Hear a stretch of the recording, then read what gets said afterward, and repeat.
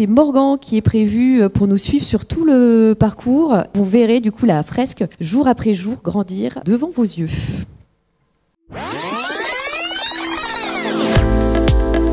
On va le laisser partager ce qu'il a touché ou quelques pépites. Je vais aller vite, je vais aller à l'essentiel. Il y en a qui ont pris l'avion, du coup on mange 100% végé. Alors je sais pas qui a pris l'avion, on balancera pas ce soir. J'ai adoré Jean-Pierre. Cette petite fille, dans un rêve, m'est venue l'idée de l'appeler la petite princesse. Et quand je finis d'écrire ce roman, je découvre une lettre qui était inédite jusqu'à début 2022. Lui, il lui dit « J'écrirai une suite du Petit Prince et je te la dédierai ». Et elle, dans un retour de lettre qui sort en 2022, elle lui dit « Tu l'appelleras la petite princesse ». Voilà, le mec est connecté avec Saint-Exupéry, quoi, au point qu'il lui a trouvé le titre qu'il avait déjà trouvé tout seul. Peut-être acheter le bouquin aussi. Après, il faut les lire, quoi. C'est ça qui est un peu... L'écosystème dans lequel on vit est pas à notre service, mais qu'on en fait partie. C'est ce que j'ai retenu. On n'a pas inventé l'ampoule électrique en améliorant la chandelle. Vous êtes là pour accélérer la bascule et vous êtes aussi là pour être ceux qui seront prêts quand la bascule viendra. Parce qu'il va y avoir bascule. La peur, c'est une émotion comme une autre et on peut faire en sorte d'en prendre soin pour pouvoir entamer cette transformation. Je vous dirai quand j'aurai le temps que je suis aussi un petit peu chaman, mais bon, ça demande un peu de temps. Certains y ont goûté hier soir, ils ont beaucoup apprécié. Pour donner envie de s'engager, je crois que rien de mieux que l'exemple. Pendant 12 ans, j'ai dirigé ma propre boîte et j'ai été coincé là-dedans.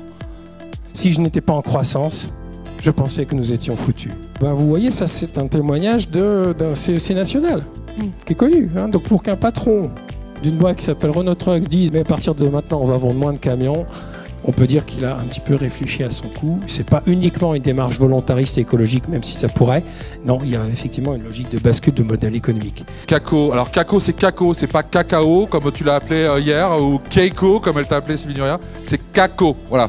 Merci beaucoup Cacao. Oui, en fait on va bientôt partir déjeuner. Il a une autre propriété assez incroyable ce vivant, c'est que lui, ça fait 3,8 milliards d'années qu'il fait de la R&D. Nous sommes aujourd'hui invités, nous les êtres humains, à refaire alliance avec le vivant. Einstein nous parle d'ailleurs de conscience dans cette fameuse phrase. Cette phrase d'Einstein qui est très connue. Bon, Einstein, il est un peu partout, c'est le parrain de la session, je crois. Pocheco, là je dis bravo, quoi. Les mecs, depuis 30 ans, tout ce qu'ils ont fait là, ça me donne envie d'envoyer des courriers, quoi. À chaque fois qu'ils coupent un arbre, ils en replantent entre 4 et 10. 95% de l'eau est renvoyée dans l'environnement sans avoir pollué et en étant remise à température. Il n'y a pas de plastique, des encres à base de pigments naturels, sans métaux lourds et à base d'eau. Je termine juste un point pour dire... Merde, j'ai perdu le point. Je réponds aux questions, je suis désolé. Ouais, Maxime, j'ai une bonne nouvelle. Vous allez payer vos salariés en bouffe en 2042. Moi, c'est déjà mon cas. Quand je viens ici, je ne suis payé qu'en bouffe. Mais bonne bouffe. C'est une cuisine totalement végétale, donc peu de CO2 émis, une cuisine 100% certifiée bio, locale, à petite échelle, beaucoup de travail manuel, pas beaucoup de machines, et une cuisine faite avec le cœur. Voilà, nourrir, c'est le mouvement que je porte, et être nourricier, c'est avoir une conscience éveillée sur le vivant, sur l'alimentation, de manière holistique, sur celui que l'on nourrit, sur ce que l'on nourrit aussi, le sol, le corps et l'esprit. En fait, moi, ce qui me fait bouger, c'est pas quand on me parle à la tête, c'est quand on me parle au cœur. J'ai esquivé jusque-là, mais je suis là, la peur à côté de moi, effroi sourd depuis que je suis papa. Abel a 3 ans et je souhaite qu'il vive sa trentaine comme je vis la mienne. Ouais, alors Abel aura 30 ans en 2050, moi en 2050 je crois que je serai mort.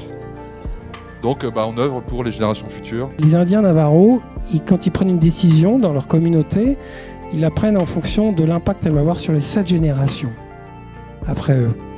Donc peut-être que ce que nous faisons là, nous n'en verrons pas tous les résultats tangibles tels qu'on aimerait. Est-ce que c'est moins beau pour autant? Je ne suis pas sûr. C'est peut-être même pas encore plus beau et plus altruiste.